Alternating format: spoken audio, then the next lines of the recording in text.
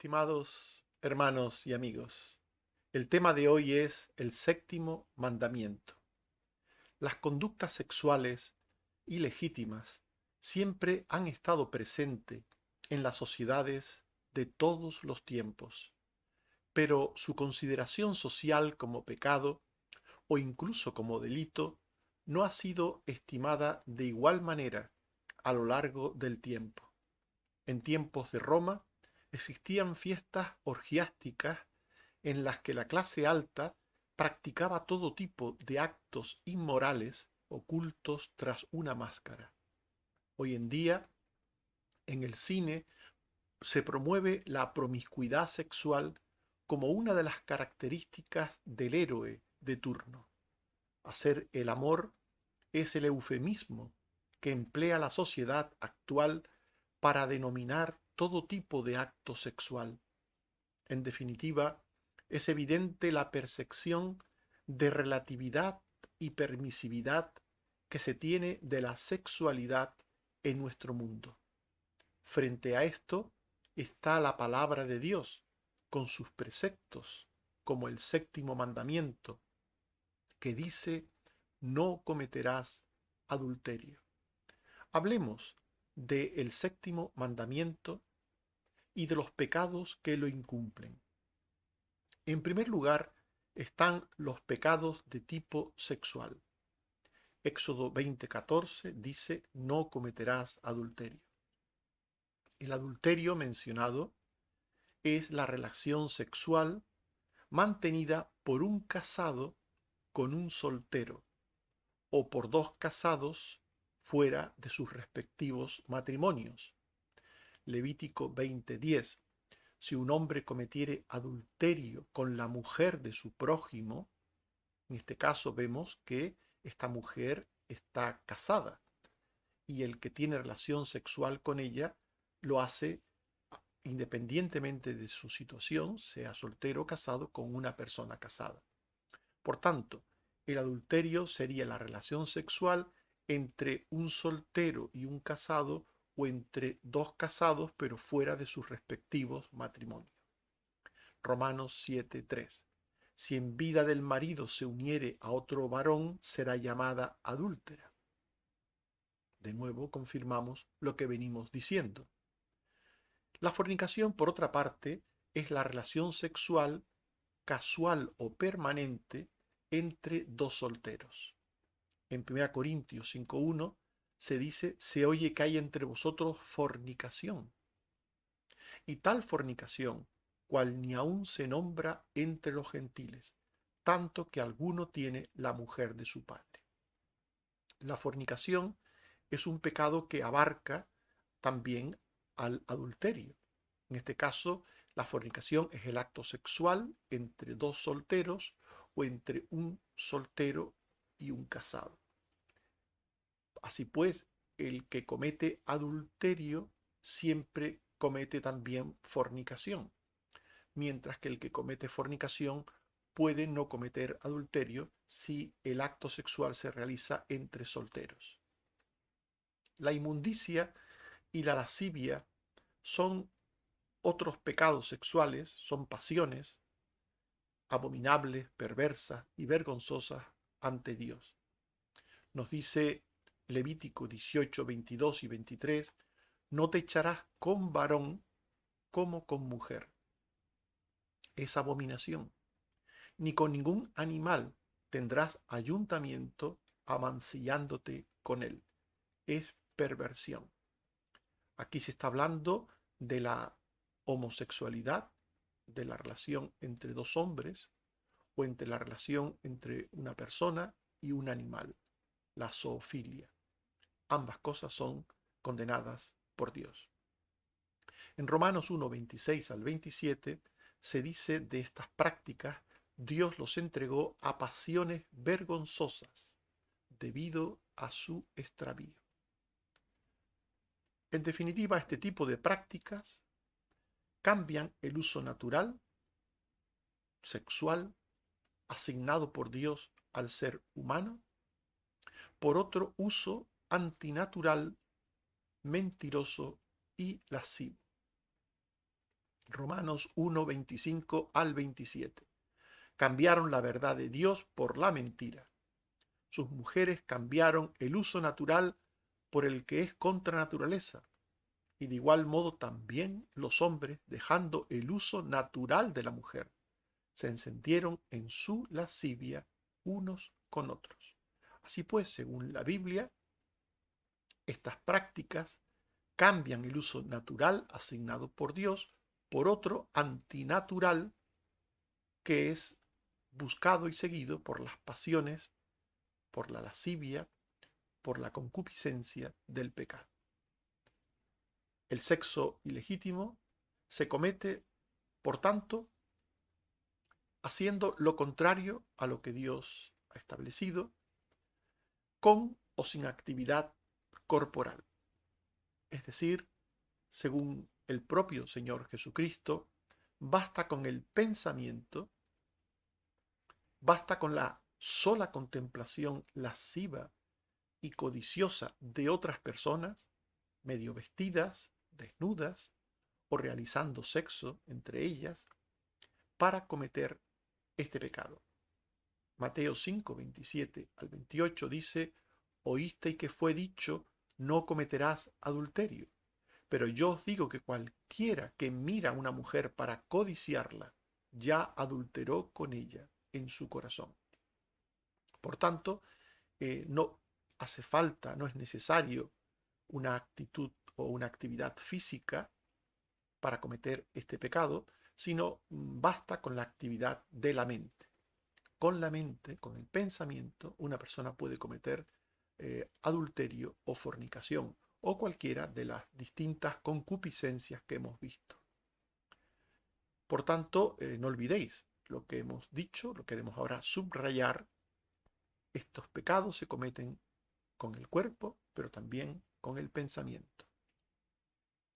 Después está el adulterio espiritual. Y este adulterio espiritual nos está hablando de otra forma de quebrantar el séptimo mandamiento, a través de pecados que llevan al abandono infiel de la fe en el Dios verdadero para seguir un camino de mentira. El adulterio espiritual es un abandono de la relación legítima con Dios para seguir una relación ilegítima, abominable, con cualquier cosa que no sea Dios. Es darle el lugar que le corresponde a Dios a alguna persona o cosa, el lugar que le corresponde a Dios.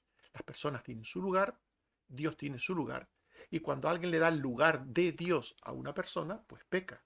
Lógicamente, cuando le da a una persona el lugar que le corresponde a una persona, no peca. Ezequiel 23:37.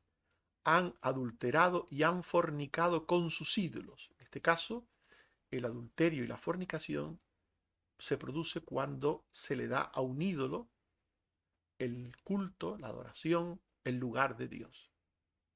Y en Romanos 1:28 dice, como ellos no aprobaron tener en cuenta a Dios, Dios los entregó a una mente reprobada para hacer cosas que no convienen. Y a partir de aquí, de Romanos 1:28, sabéis que está esa lista que habla de distintas corrupciones antinaturales en las que el ser humano cae.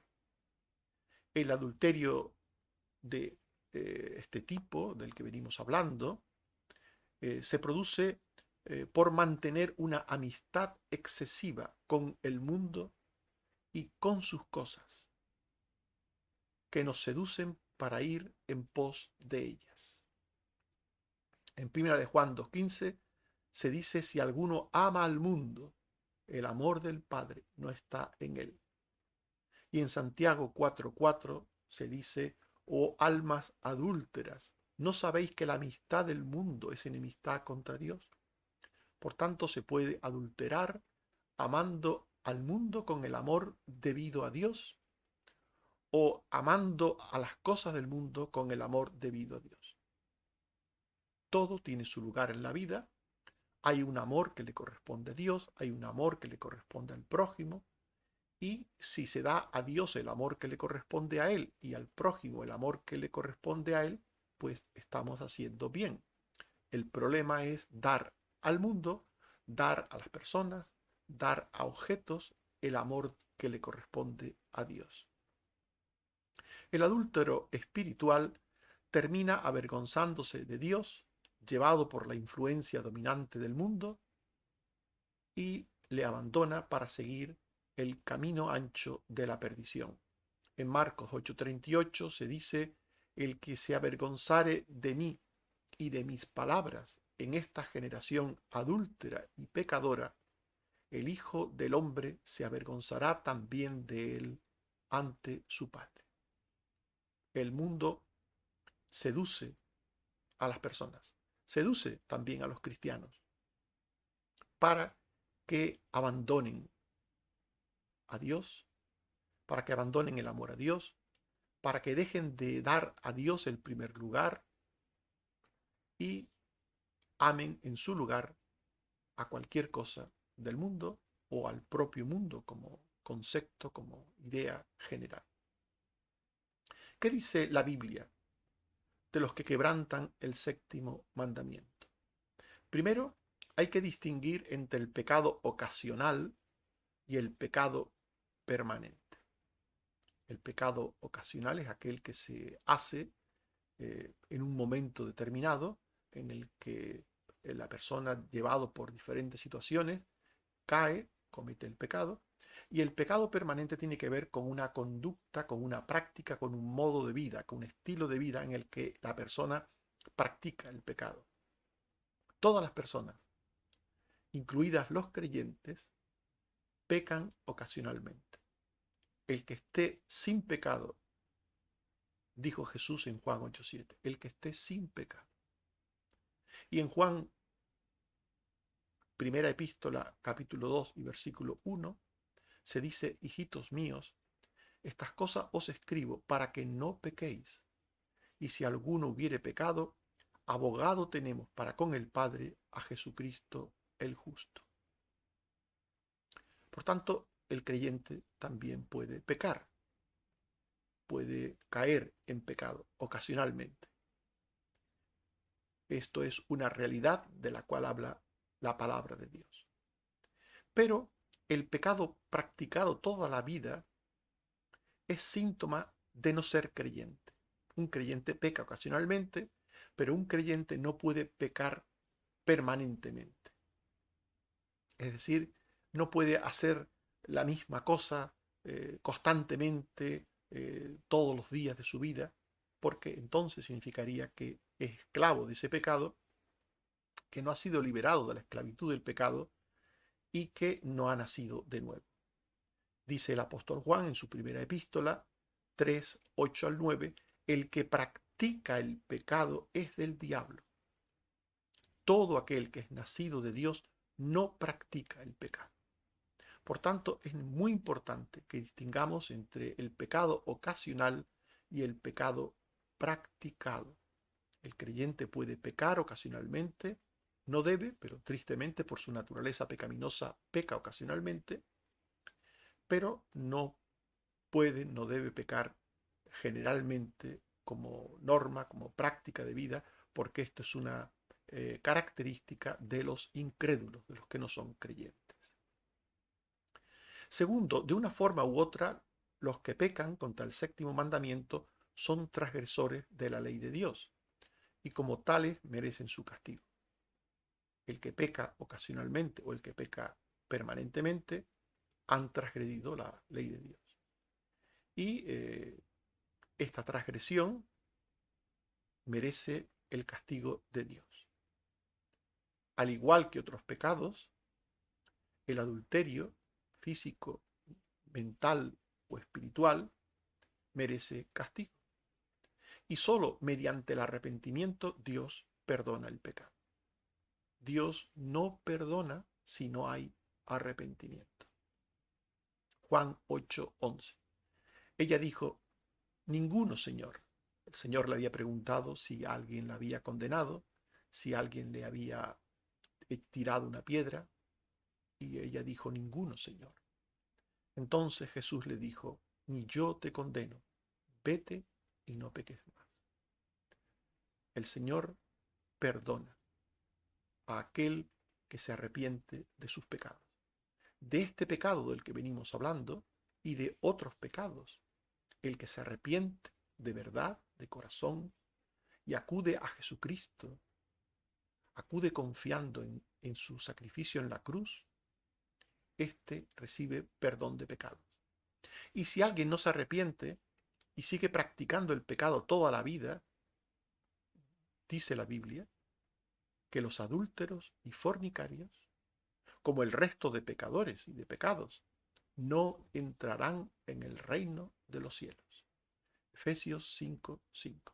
¿Sabéis esto? Que ningún fornicario o inmundo o avaro que es idólatra tiene herencia en el reino de Cristo y de Dios. Por tanto, el Señor perdona todos los pecados, también el pecado de adulterio, también el pecado de fornicación, si hay arrepentimiento genuino y fe genuina en Cristo.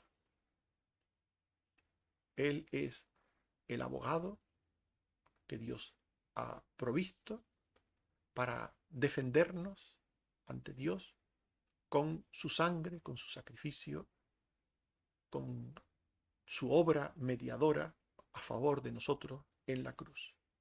Todo aquel que cree en Cristo es perdonado de sus pecados. ¿Cómo es la relación sexual que cumple el séptimo mandamiento? Es la relación sexual que se produce entre los esposos, dentro del matrimonio. La voluntad primigenia de Dios es el matrimonio entre un hombre y una mujer. Y la relación sexual legítima es la vida entre ellos. Mateo 19, 4 al 5. Jesús dijo: el que los hizo al principio, varón y hembra los hizo. Y dijo: por esto el hombre se unirá a su mujer y los dos serán una sola carne. Aquí está la base bíblica de lo que hemos afirmado. La voluntad primigenia de Dios es el matrimonio entre un hombre y una mujer, y la relación sexual legítima es la vida entre ellos. La relación sexual legítima es la que se produce entre los esposos que se aman. No basta con ser esposos, hay que amarse, que se aman con un tipo de amor santo, profundo y distinto al que se puede dar a otras personas. Los esposos también tienen que amar a otras personas, tienen que amar a sus padres, a sus hijos, a sus hermanos en la fe, a sus amigos, a su prójimo. Pero el amor entre esposos es un amor particular, un amor distinto. Tal es así que el Señor compara al amor entre esposos con el amor de Cristo por su iglesia. Primero Tesalonicenses 4:3. La voluntad de Dios es vuestra santificación, que os apartéis de fornicación, que cada uno tenga su propia esposa en santidad y honor. En Efesios 5:25 se dice: maridos, amad a vuestras mujeres, así como Cristo amó a la iglesia. Por tanto, el amor entre esposos es el amor más grande que hay entre humanos, entre personas humanas. Es el amor más grande que tiene que haber entre personas humanas. Más grande que el amor a los hijos, más grande que el amor a los padres, más grande que el amor a los hermanos, porque del amor entre los esposos surgen otras relaciones en las que hay que tener amor, como por ejemplo el amor a los hijos. Por eso se compara el amor entre los esposos como el amor entre Cristo y la iglesia. Maridos, amad a vuestras mujeres, así como Cristo amó a la iglesia. La relación sexual entre esposos no debe tener estímulos externos del mundo. Primera Tesalonicenses 4:4. No debe ser en pasión de concupiscencia, como los que no conocen a Dios. En Hebreos 13:4 se dice, honroso sea en todos el matrimonio y el lecho sin mancilla, pero a los fornicarios y a los adúlteros los juzgará Dios. En el original, este texto, la palabra que aparece, tiene una palabra griega que dice, se llama, esa palabra o se enuncia koité. Y aquí se traduce por lecho, por el eufemismo lecho. Lo que quiere decir el original, por tanto, es honroso sea en todos el matrimonio y el coité sin mancilla, pero a los fornicarios y a los adúlteros los juzgará Dios. De esa palabra coité viene nuestra palabra castellana coito. Por tanto, el coito sin mancilla es aquel que se da en el matrimonio que es honroso ante Dios. Así pues, el matrimonio debe tener un amor distinto y un amor que se expresa de diferentes maneras, muchas maneras, pero también una de ellas es a través del acto sexual. ¿Cómo se evita cometer el pecado contra el séptimo mandamiento? Sabiendo con entendimiento que tales prácticas pecaminosas, como las mencionadas, adulterio, fornicación, inmundicia, son pecados. Y que son pecados ni más ni menos que otras conductas pecaminosas condenadas por Dios. En 1 Corintios 6, 9 al 10 se dice, no erréis ni los fornicarios, ni los idólatras, ni los adúlteros, ni los afeminados, ni los que se echan con varones, ni los ladrones, ni los avaros, ni los borrachos, ni los maldicientes, ni los estafadores heredarán el reino de Dios. Por tanto, estos pecados sexuales se ponen al nivel de otros pecados, igual, al mismo nivel, y de igual manera son condenados por Dios. Y los que practican tales cosas no entrarán en el reino de los cielos. Aunque la sociedad no considere malas estas prácticas y las haya legitimado cultural y socialmente, los cristianos debemos huir de este tipo de pecados. En 1 de Pedro 4, 3 al 4 se dice, baste ya el tiempo pasado para haber hecho lo que agrada a los gentiles, andando en lascivias, concupiscencia, orgías. A estos les parece cosa extraña que vosotros no corráis con ellos en el mismo desenfreno de disolución y os ultraja. Al mundo le parece extraño que los cristianos tengamos una moral bíblica, cristiana, una moral concreta sobre el pecado, sobre las conductas sexuales, les parece extraño. Y puede ser que nos critiquen y nos condenen por ello. Pero el cristiano debe pensar que sea Dios veraz y todo hombre mentiroso.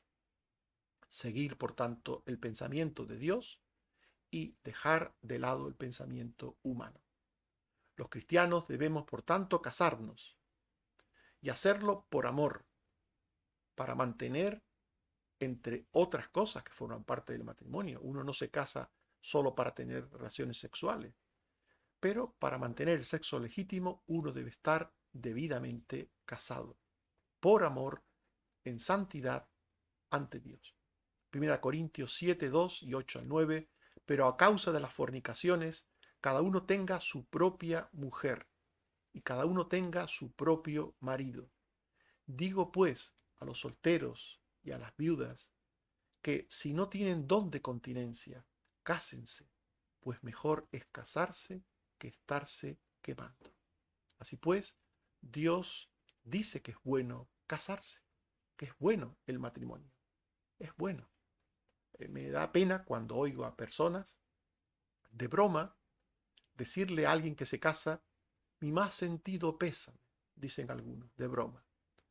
O te casaste, pues ya te quedaste atrapado para toda la vida.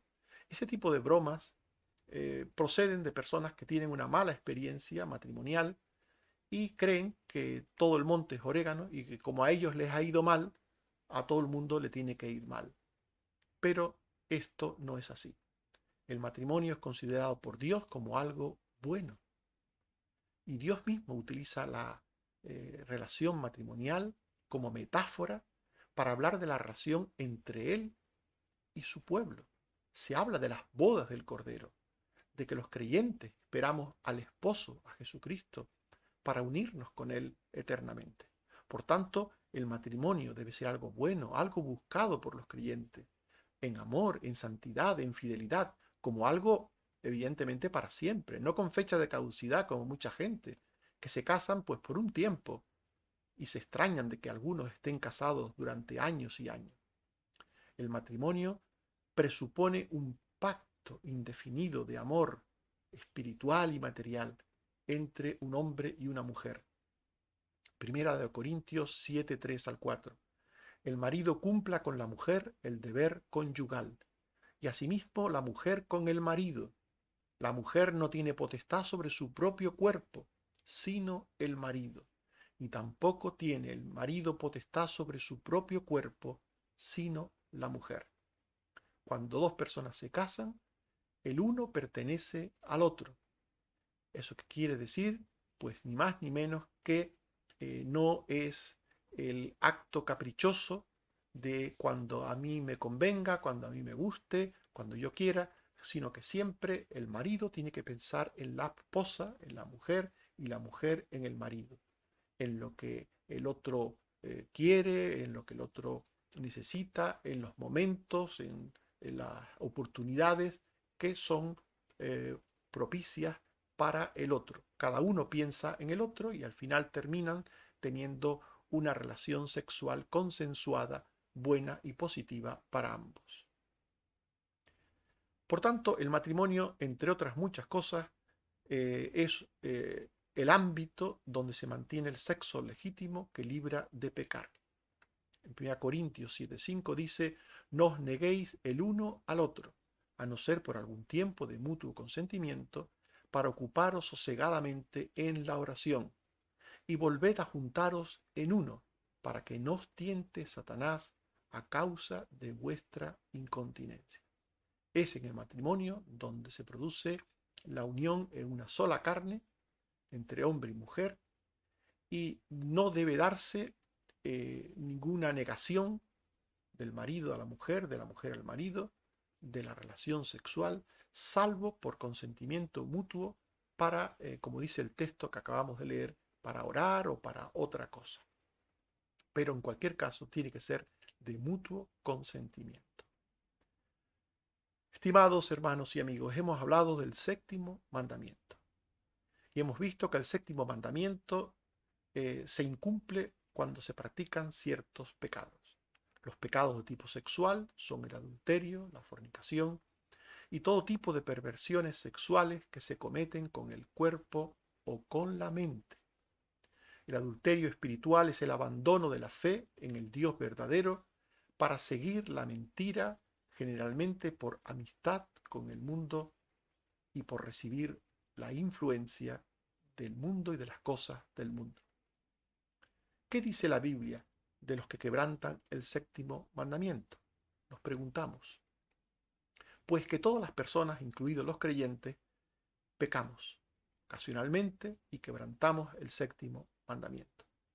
Si alguien peca durante toda su vida, si alguien practica el pecado, es que no es creyente. Por tanto, hay que distinguir entre el pecado ocasional y el pecado continuo y permanente. Todos los transgresores del séptimo mandamiento merecen castigo, todos. Pequen con el cuerpo, con la mente o de forma espiritual. Pero si se produce un arrepentimiento genuino, verdadero, y lavan sus pecados por la fe en Cristo, Él les perdona.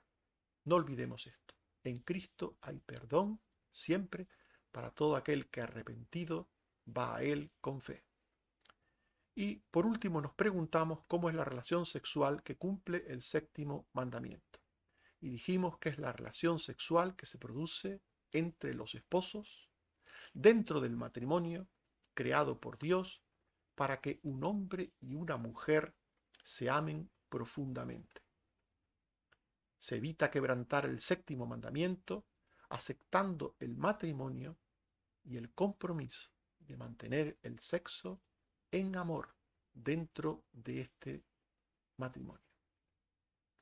Dice 1 Tesalonicenses 4, 2 al 5, ya sabéis qué instrucciones os dimos por el Señor Jesús, pues la voluntad de Dios es vuestra santificación, que os apartéis de fornicación, que cada uno de vosotros sepa tener su propia esposa en santidad y honor, no en pasión de concupiscencia, como los gentiles que no conocen a Dios. Que el Señor nos bendiga y nos ayude a entender y a cumplir el séptimo mandamiento. Amén. Oremos. Señor, te damos las gracias por tu palabra. Te pedimos que nos ayudes a entenderla y a cumplirla siempre. También el séptimo mandamiento. Ayúdanos a tener una relación santa y sana contigo en todas las cosas, también en lo relativo a las conductas sexuales. Gracias, Señor, por tu palabra que nos abre el camino de la santidad, que pone delante de nosotros la senda de luz por la que debemos andar los rectos, los justos. Ayúdanos, Señor, a ser fieles a ti en todo momento. Gracias, Señor, por la sanidad que das a tus hijos, por el cuidado que das a tus hijos a través de los médicos, de la familia. Ayúdanos, Señor, a todos a estar siempre mirándote a ti en todas las cosas. Que nunca confiemos en médicos y confiemos en hombres, sino en ti como el dador de toda cosa. Bendito seas, oh Padre. Ayúdanos también en las cosas que tenemos por delante y dirige nuestros pasos hacia el bien y la justicia. En Jesucristo tu Hijo. Amén.